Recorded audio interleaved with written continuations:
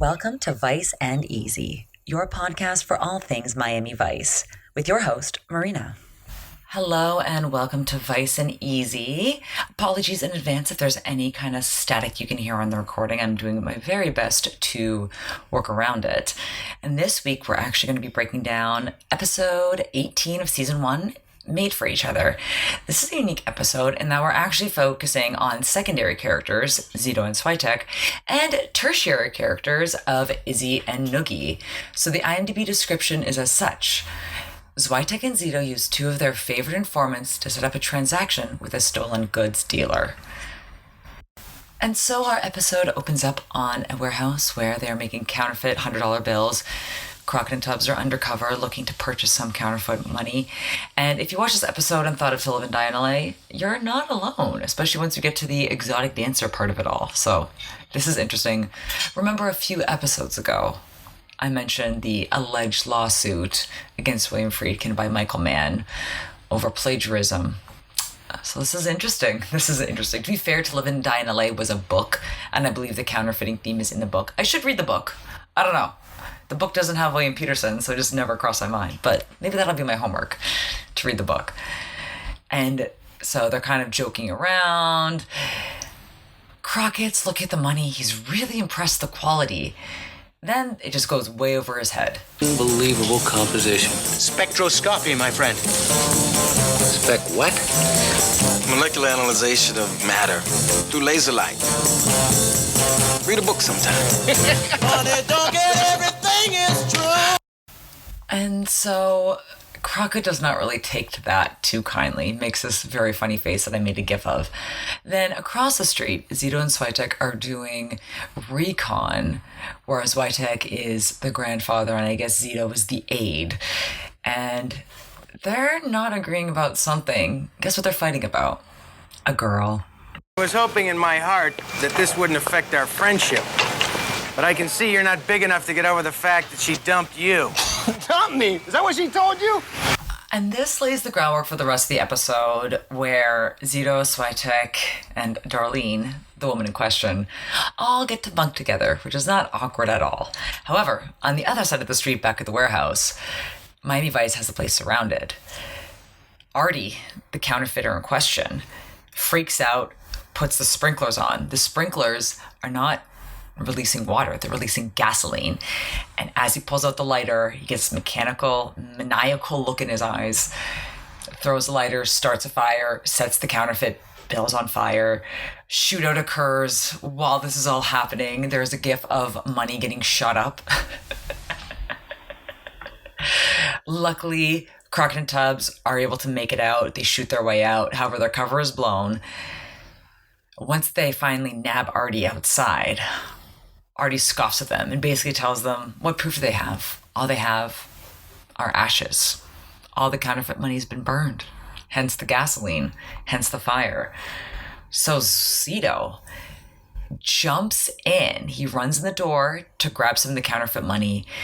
Zito's freaking out. Everybody's freaking out. They're worried that he's not going to come. And as soon as he enters in the doorway, a piece of plywood that's on fire falls and blocks the entrance. Luckily, about 20 seconds later, Zito pops out through a back window. He's fine. He's got some of the counterfeit money that's been a little bit burnt, but enough that it's sufficient evidence to prosecute Artie. His fingers are all burned. So he's had a really rough day. Then, after the intro, it gets even worse. His house is on fire. Right? So not only are his hands burned, his house is on fire, completely burned down to the ground. Luckily, Zwitek is the one driving him home, so he's not there alone. Zwitek is able to go to the mailbox. The only thing that survived the fire. Guess what else survived the fire? What is it? It's your gas bill. Oh, poor Zito. So as Zwitek's driving him home, I will note that Zwitek has really fun fuzzy dice on his rearview mirror of his convertible. And I used to have really big fluffy dice too. That was kind of like my trademark back home. I always had big fluffy dice even though I didn't have a convertible. Until I got in trouble. You're not supposed to have things hang from your rearview mirror. So, roll my eyes. I now have tiny little bejeweled dice, similar to Diane's episode, her earrings in the Rites of Passage episode that I really liked, similar to those. So they're small enough that if anyone pulls me over, they can't cite me for that. So let me live my life and enjoy my fuzzy dice. I had fuzzy dice that were blue for the Blue Jays. I then got fuzzy leopard print dice from Las Vegas. So they were all very fitting my personality. So I still miss my fuzzy dice very much. My car now is way too small. So there's no way I'm getting fuzzy dice in it because I already have problems sometimes being able to see stoplights just because I do have a little bit of a blind spot on my windshield, so I have to kind of sometimes lean forward. Sorry, I'm not trying to lean to the mic too much, but I was just miming leaning forward to see if my light has changed green. So I will be keeping my little dice. But that tangent aside, Zwitek and Zito are heading up to Zwitek's apartment. Zito notices that all of her stuff is out on the stairs. I will note that the Nice Jewish Boy Moving Company still exists in Miami to this day. So if you guys are moving to Miami or moving in and around Miami, give them a call. They've been around since Miami Vice. And so even though Darlene's moving in, that stuff on the stairs isn't Darlene's stuff. That's Zwitek's stuff. So now it's already a little bit heated. Zwitek's not happy that his Elvis cutout was left on the steps. Then he comes home to tell Darlene that they have a guest. And it's her ex-boyfriend, Larry Zito. And so at the moment that Zwitek's going to ask Darlene if Zito can stay, she's removing a framed picture of Elvis on his bedroom wall and replacing it with the picture of Princess Diana and I believe baby Prince Harry. And so as you would assume, a woman that is basically trying to toss out her boyfriend's stuff and replace his Elvis memorabilia with Princess Diana and Prince Harry memorabilia is not really open to the fact of not only having a temporary roommate, having that temporary roommate be her ex-boyfriend. So they just close the bedroom door, continue screaming at each other as Zito just goes to the living room that is also an Elvis shrine and watches TV, tries to drown out the noise, which I think is very funny. It's kind of like when your parents are fighting and you're like, I can hear everything you're saying about me. It's pretty obvious. However, while that's getting resolved, we're going to head back to OCB. Crockett finds a radio in the men's room. He's looking great. He's in kind of, I don't want to say a salmon because it's not as orangey. It's not really like a lilac pink. It's not really a rose pink. Just a very nice shade. I have a picture of it, of course, on the gallery at viceandeasypodcast.com or at Vice and Easy Podcast Instagram. And very sweetly, Gina and Trudy have got Zito a present. It's small, it's in a box. It's obviously not a house, even though they joke about that it's an inflatable house. It's actually another goldfish. So his goldfish Harry died in the fire. They got him a new goldfish. It's a girl. And surprise, surprise, what do you think he's going to name her? That's really nice. You like it? It's like a new start or something. It's a girl. Harriet. Oh, that's really sweet. But let's backtrack a little bit. So with all this counterfeiting money, all this jazz, what's really going on? Let's get a little bit info about this whole counterfeit ring and who it ties to. I heard he ran into some trouble in Mexico. He bought his way out. Yeah, he's slick as they come. He works strictly as a broker, so he doesn't get dirty. Well, we have to catch him literally, taking possession of goods he knows are stolen. And so who else would Castillo put on this case? Zito and Zwitek. They've already tried to bust him one time before. They said last year. So now they're going to go at it again. And let's see where this leads them. And I will just, before we move on to the next scene, please go to the gallery and look at the shirt that Tubbs is wearing in the scene with the camels. That's all I'm going to say. It is a very wild shirt, even for 1985. So Zito and Zwitek are taking a little stroll. We don't know where they're going yet, but we see it there by either by a video store or some kind of electronic store because we see all these posters in the background. The poster that jumped out at me the most was the Scarface poster. That is very much my worlds coming together. 80s Miami, excess, drugs, criminals, bad guys. I think they probably need that too. I think that's a little nod for that. And once again, guess where the conversation between Zito and Zwitek leads to? A new girlfriend is like a new goldfish. You gotta spend time with them so they get accustomed to the bowl. You know? I know fish move around in the dark.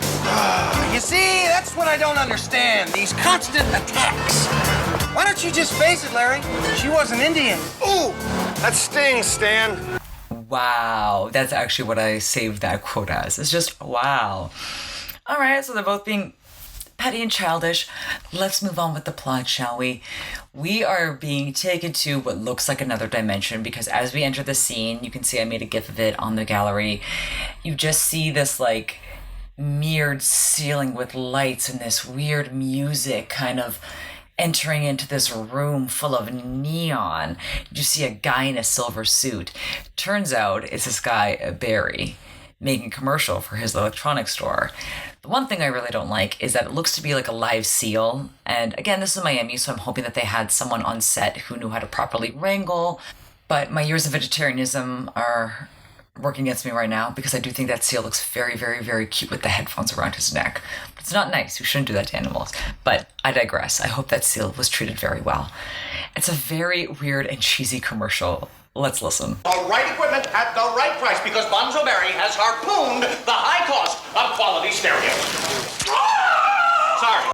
That was him tossing the harpoon into the distance and assumingly striking one of his workers.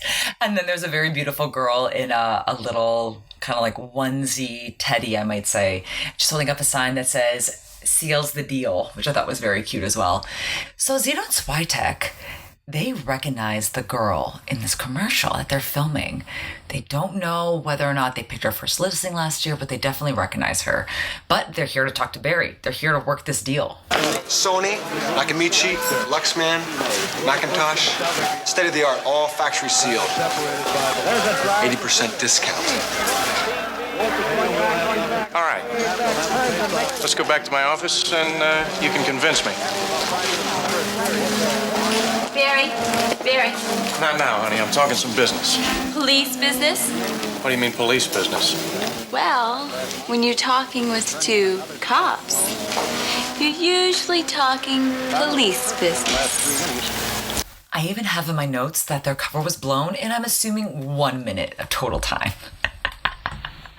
So, who else can they get to work this? And guess who pops up? Why, it's our old friend, Izzy. Hello. Shut up. Who there? Shut up! Hi, Iz. So naturally, he's in some kind of exotic bird shop warehouse. Obviously not supposed to be there, as you can tell by the birds cackling at him, calling him out. Who is he? So he's breaking into this bird place after hours. God knows why. Zito and Zwitek catch him. And true to Izzy, he is a man who can think very quickly on the spot. Typical establishment neglect, eh? I offered to help these winged refugees with their foreign language requirements. You know, so they can get their migration card. And management, blind to the needs of the working bird educator, forget to leave me a key. And as much as that fake Izzy accent kind of bothers me a little bit, it's not so much nails on a chalkboard for me, just like, just a little too much.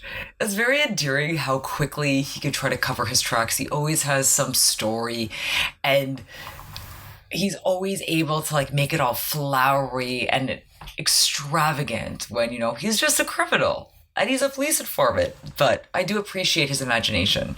And so now, having busted Izzy breaking and entering, Zito and Zwitek have a little bit of leverage on him, and they want him to meet with this gentleman that we all speak of, this bigwig Costellada.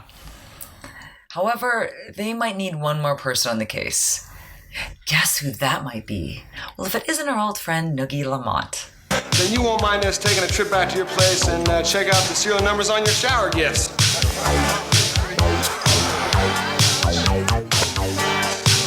Y'all heard this rap before, fellas. Just run it down and let the noogie boogie, please. A mover named Costellada. You John Costellada? Man, that's one heavy dude. Find him. I'm am I gonna find him? Man, that's impossible. What is you, drunk? Find him. That 30 seconds of Noogie speaking at a normal volume was just very nice on the ear. So I do apologize in advance for the rest of this episode.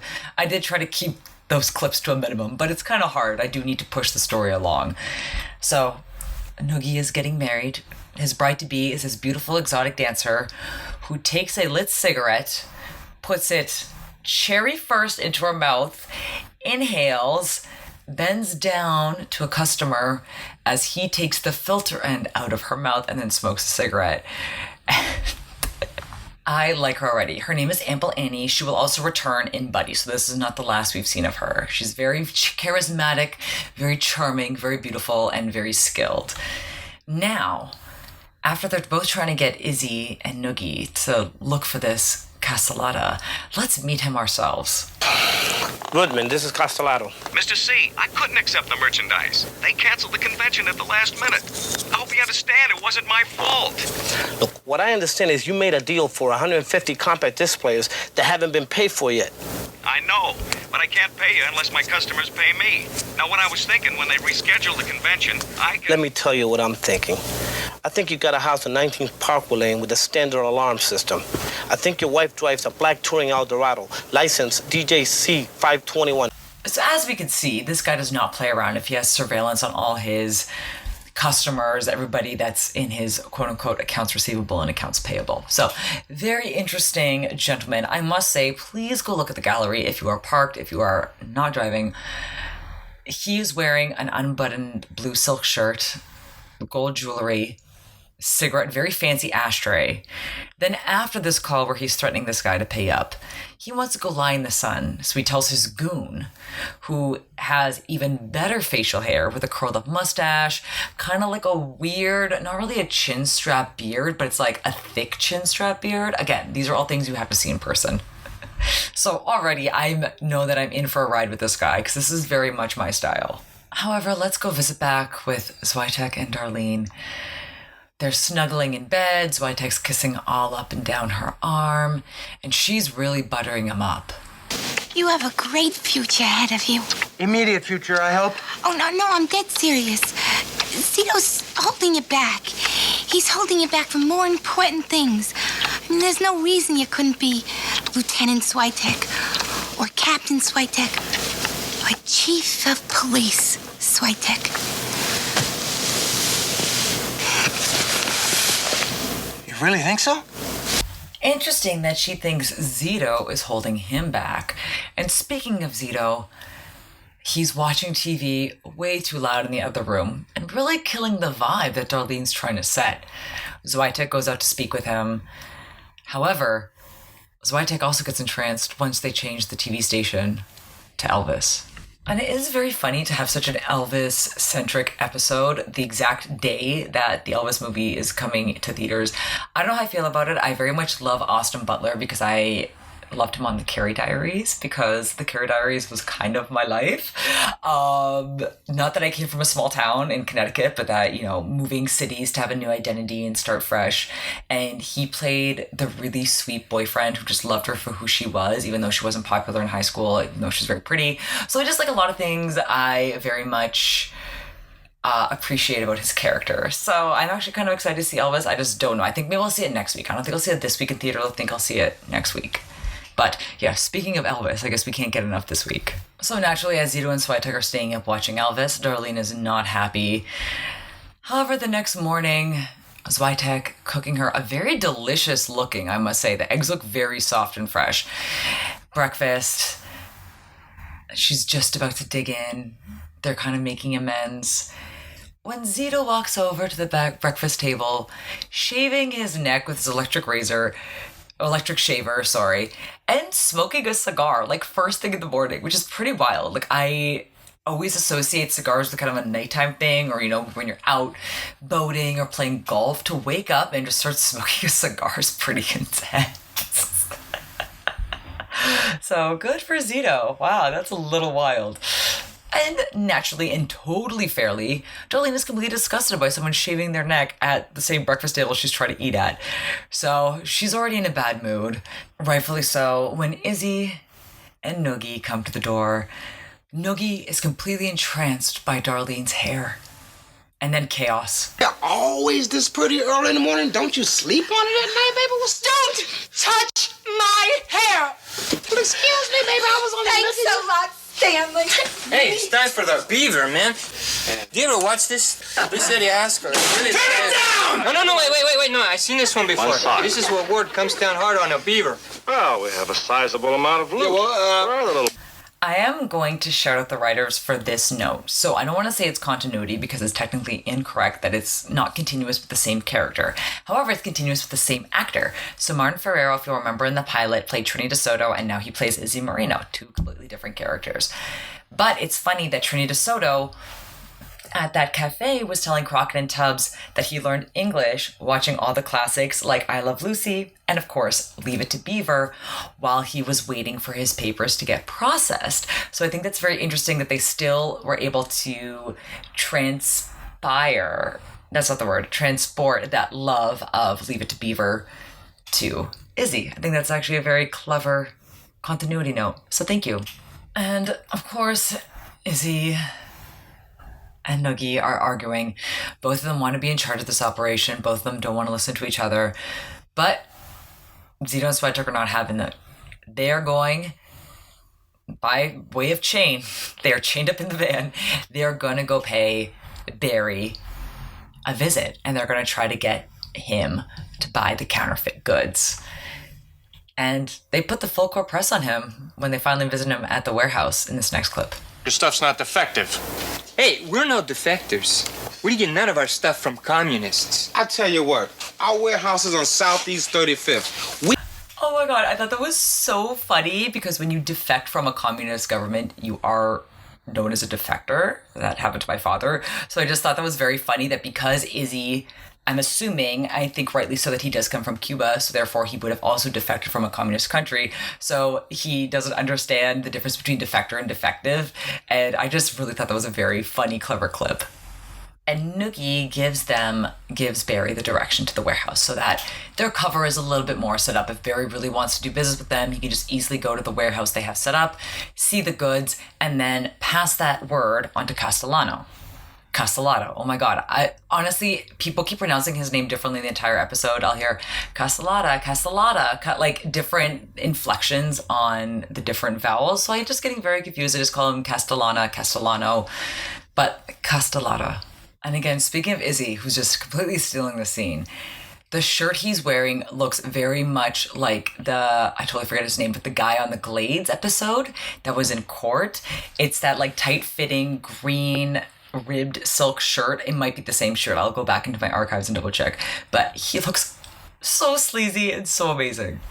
So now that the trap has been set, let's go back to Zito and Zwitek. So Zwitek has to have the awkward conversation with Zito. He wants to make things right with Darlene, especially after that breakfast. I do not blame her one bit. I would also be livid. He asked Zito to sleep elsewhere tonight so that him and Darlene can have a little personal time.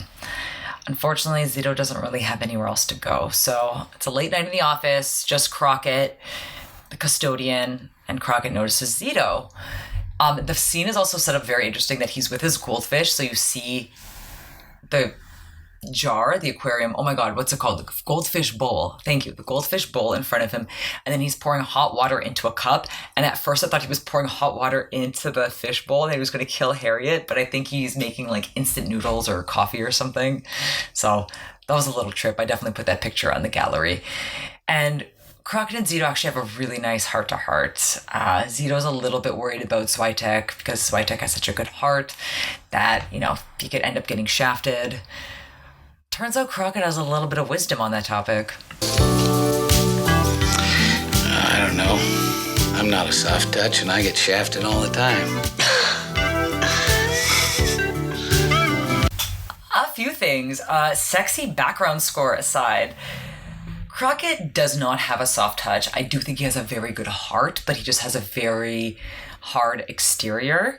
However, I wouldn't say that he gets, quote, shafted. I think that Caroline gave him many chances off screen that we did not see just by her demeanor, and she did try to make it work. I do kind of place the blame of the divorce on Sonny and his relationship with Gina. I think also, again, coming hot off the heels of not even being divorced, calling her by your ex-wife's name. I think that, again, Crockett, maybe you should just be single for a while and just like discover yourself and just work with those vibes, because yeah, he does get shafted in many later episodes, but we have not seen any woman he has slept with try to kill him yet. So he can relax on that a little bit, in my opinion. And Crockett, again, being a great friend, does offer him a place to stay and a chance introduction between two people that, for two things, that maybe should not be introduced to one another. Why don't you hang out with me tonight? Stay at my place, pal. We could introduce Harriet to Elvis. Or maybe not. Yeah, maybe not. Yeah, maybe not. That was a good one. Clever writers this episode. I think because this episode is kind of more like sitcom-y and zany. There's a lot of hijinks. We haven't even gone to the cement truck yet. So I think that the writers had a lot of fun with this one. And then we also discover that Darlene has given the exact same speech to Zito, except instead of her saying that he could be chief of police, she said that he could be governor, and Zwitek only got to the level of mayor. So that's definitely a blow on Zwitek's ego. And yeah, especially if you date the same woman, I don't think you could remain friends if you've dated the same woman if it's serious. I think if it's just like a fling, whatever, that's totally fine. Or if you're not that close friends. I've never been on the same side of it. I've never dated the same person as one of my friends. My girl code is pretty strong in that respect. I would have to get the utmost approval from my friend in question. However, I have done it the other way because guys don't really have the same code, or they were never really good friends in the first place. They were like acquaintances, or they went to the same high school. They all went to the high school I went to. They were all class of 03. So that's why I left Toronto. Just, dated everybody. Had to get out of there. But yeah, if the comparison was there between the two friends and they were kind of figuring out like, oh, she thought you were better and that you could become governor as opposed to being mayor, yeah, then maybe that's a red flag. And now back on the Costellada side, as he's soaking up the sun on his yacht in the bathing suit. Again, this man is my life right now because his style, his attitude, it gets even better when they're talking about the cement truck. And I took a picture of him just sitting in the limo, smoking a cigarette, yelling on the car phone in like a silk suit. I was like, oh, vibes, take me back.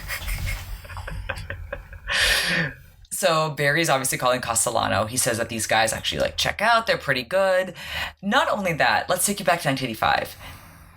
So he's telling his boss that Izzy and Noogie gave him 30 VCRs for free as a gift. And again, VCRs were very expensive back in the day. Even when I was a kid, I want to say in the late 90s, early 2000s, VCRs were a little bit cheaper at maybe $100, $150. But in 1985, they would have been $300. So that's $900 in 1985 dollars worth of VCRs. So that's probably $2,000 now. So it's a good way to get in there and win his favor, that's for sure. So again, Barry's told his boss that he's already checked out the warehouse. They seem legit. So the deal is good. The deal's going on. Well, or is the deal going on? Because as we regress and go back to the precinct, guess who's not happy? Rightfully so, by having informants actually working face-to-face with potential witnesses, potential criminals. That's kind of a big no-no, and Castillo is rightfully upset. He squashes it, and he tells Zito and Zwitek that Izzy and Noogie are off the case.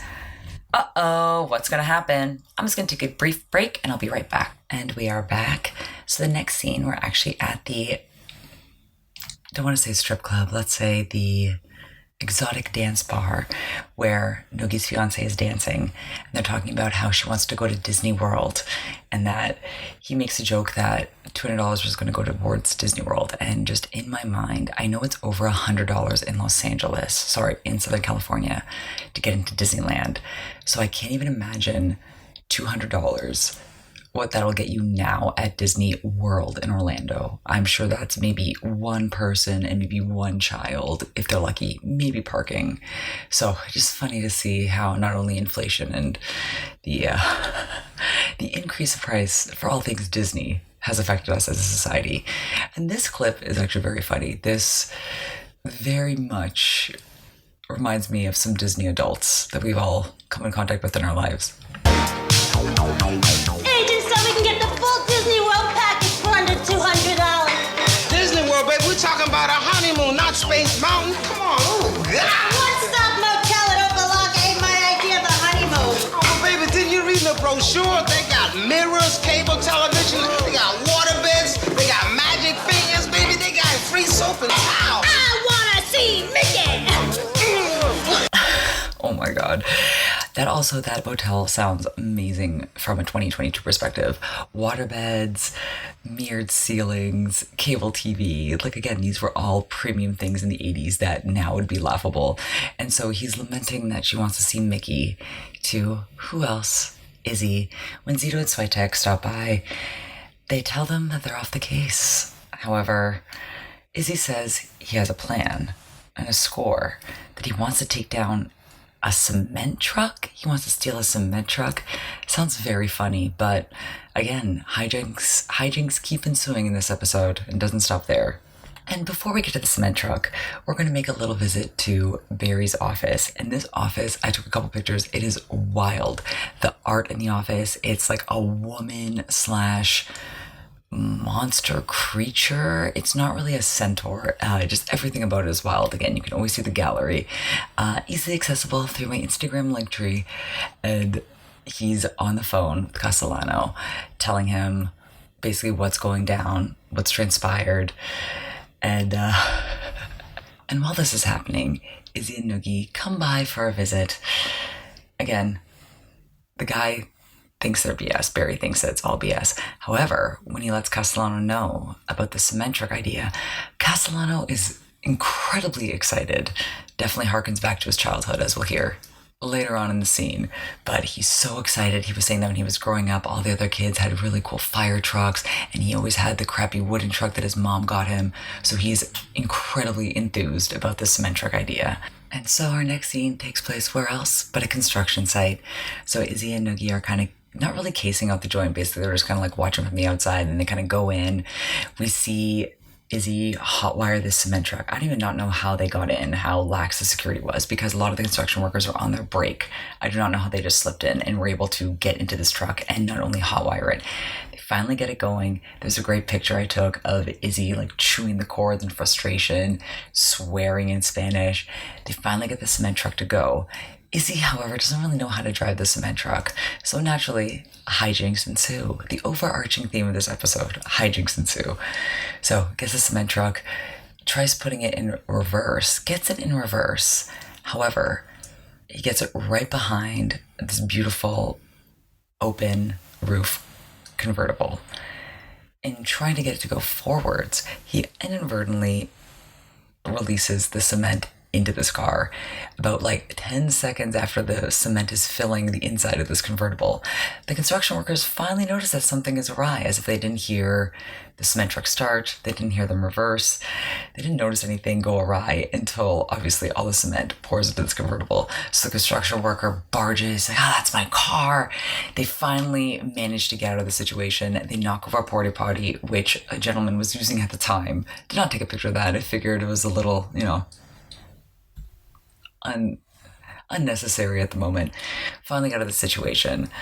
And so while Izzy and Noogie think that they got this plan all sorted out, Zito and Zwitek pay a visit to Barry in his beautiful Porsche. I took a nice gif of like panning up along the Porsche. It was a beautiful Porsche you can see in the gallery, and kind of tell him what's going on, what's what. So now Barry knows that Izzy and Noogie are cops. At the same time, Izzy and Noogie are showing Castellano, who is having a ton of fun. He's bouncing around on the driver's seat of the cement truck. He's having the time of his life when we get a call. And Castellano's henchman, the one with the amazing facial hair, is answering the limo car phone, cocks his gun at Izzy and Noogie, and basically says, they're cops. Uh-oh. Now, let's go back, check in with Zito and Zwitek. Zwitek gets home to Darlene, tells Darlene that Zito's dead, and then 5 seconds later, Zito barges in the door, tells them what's going on with Izzy and Noogie, that they're going to be held captive at the yacht. They have to go to the marina and free them.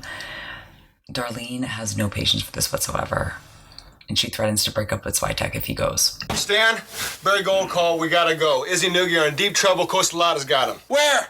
South Beach Marina. All right, let's go. Oh, Stanley! This is my job.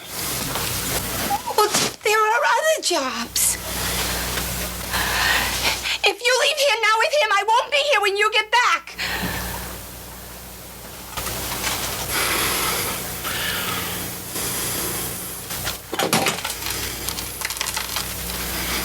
That sound you hear is Zwitek taking down the picture of Princess Diana, and I'm assuming Prince Harry, and handing it back to Darlene.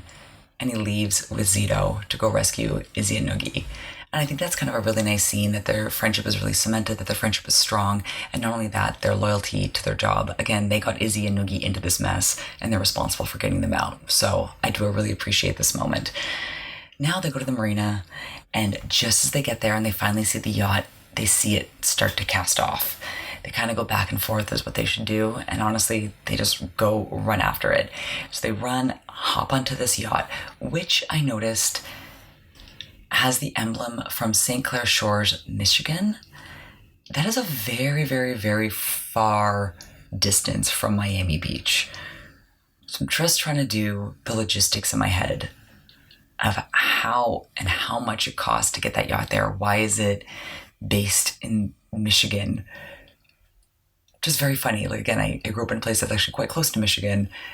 To ship my yacht to Miami, I guess, you can do it. You can go through the St. Lawrence or what have you, but I guess down the Mississippi and around the Gulf. But interesting. Logistically, that kind of threw me for a loop, and I added that onto the gallery too. So they hop on to the yacht. They have a shootout with the henchmen. Henchmen are dead. They go into the yacht. And just before this was going to go down, Barry was saying, can't kill Izzy and Noogie. They're cops. And so by the time that Zito and Zwitek actually enter the deck, whatever the room is in the yacht. I'm sorry, I'm not familiar with yacht terminology. When they finally get into the common area of the yacht, the tables have turned. Costellada and Barry are actually the ones being held. Izzy and Noogie has been able to wrangle themselves and free themselves, which I think is very impressive. So luckily, all's well that ends well with this whole adventure with Izzy and Noogie. But we have more important things. We have a wedding to go to, and then we cut to the scene. You have to go check out the decorations for this wedding. It's taking place indoors. It's like a little neon chapel with gold circular plates on the floor as the aisle. And it is wild. And Noogie's running around, pacing back and forth, and he's in this silver blouse. And I don't mean silver, I mean silver. Like, it looks like aluminum foil. It's not just like silk that's, a nice shade of silver, what have you. Like, looks like aluminum foil. Pacing back and forth, waiting for Izzy. So Izzy finally comes, clutch of the moment. He was able to get the ring. Basically, some more hijinks ensued off screen where Izzy had to basically break into the pawn shop to get this ring. And it's cute as he's handing the ring over to Noogie. There's a little sparkle that I'm sure was added post-production, but I thought that was very cute and made a gif of it. And at this wedding, it's a lot of very, very, very fun costumes and outfits. There is a full body blue jumpsuit that this woman is wearing, and she looks amazing in it. I'm definitely sure she was a model. And it's this bright cobalt blue. And it kind of reminds me of, if you remember in the early 2010s, those American Apparel disco pants that were everywhere, but imagine that in a bodysuit. I'm so sorry if you're not Canadian, you're not a female, you have no idea what's going on, but Google disco pants, and I'm sure you dated a girl who had a pair of these. And so before the ceremony starts, we see all the regulars. We see Crockett, we see Tubbs, we see Gina, we see Trudy. And that also kind of made me wonder, I'm like, wait, if Noogie's an informant for the police, why would you invite the police to your wedding? Like, wouldn't that kind of be a little bit suspect? Wouldn't that kind of bait out your scene? Maybe, Crockett and Tubbs are going undercover. They're pretending that they're Burnett. And in my head, I was just kind of like, it didn't really make sense to me. But it's cute. Gina and Trudy kind of make this joke about catching the bouquet. And I caught a clip of Crockett kind of looking back at Gina as she said that, which I thought was cute. And then the ceremony starts. The beautiful bride begins walking down the aisle, and her wedding dress is wild. It's so 80s. It's like a tulle skirt on top of another skirt and like a little bralette. I took a lot of pictures of this. I had a lot of fun with this. And then as she's walking down the aisle, she starts stripping and taking off her clothes. And I love it because it stays very true to who she is.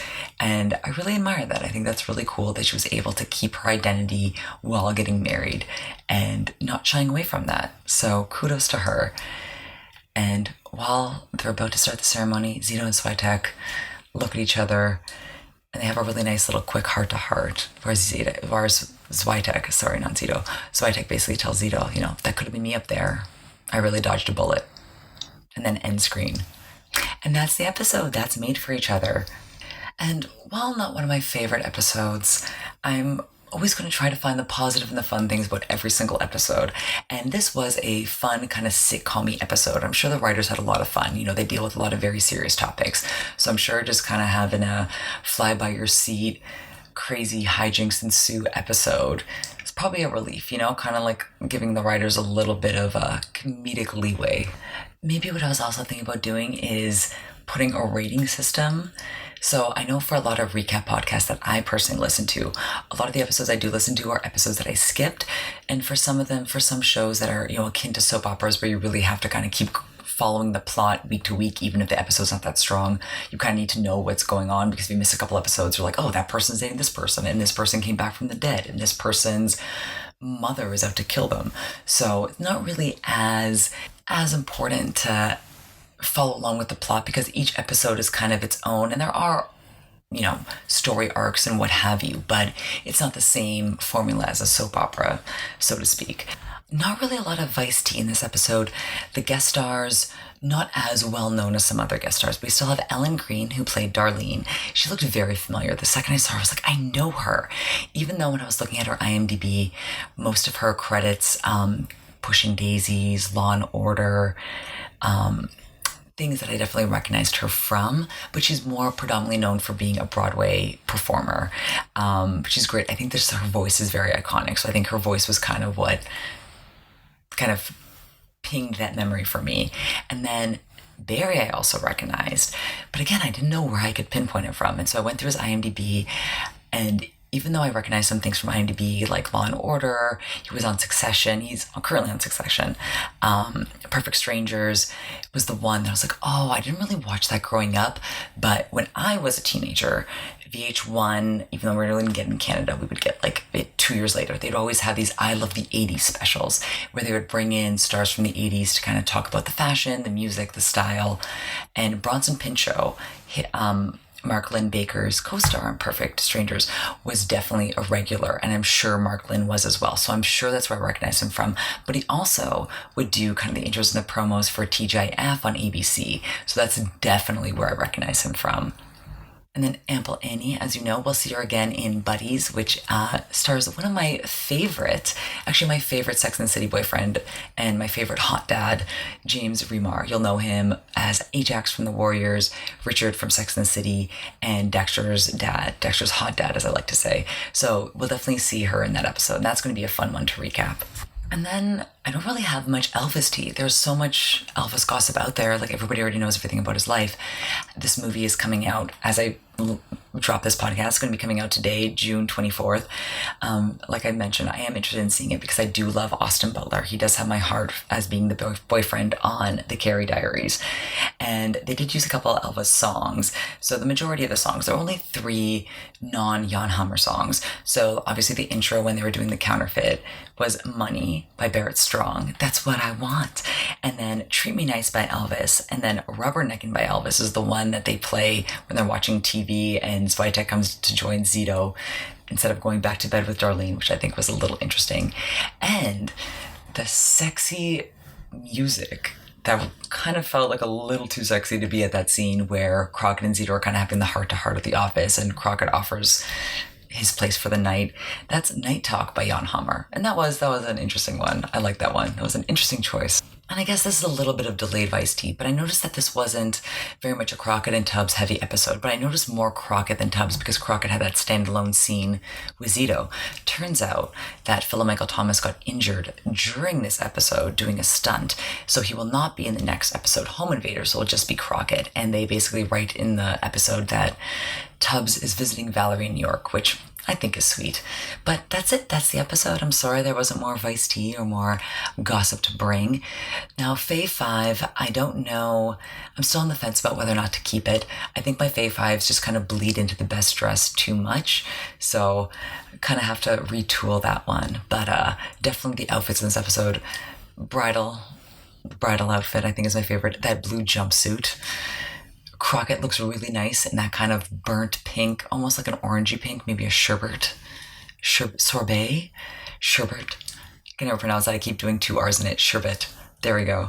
Sherbet pink suit. That I think is my favorite Crockett outfit of the episode. I'm not really a big fan of Zito and Zwitek's style. It's always like Hawaiian shirt and khakis or white pants. So I never really include them in my Fave 5 or my top dress, but I'm going to retool that a little bit, so next week we'll have a little bit more to play with. Again, thank you again for listening. As always, you can find me everywhere social at Vice and Easy Podcast. Don't forget to check out the website, the gallery.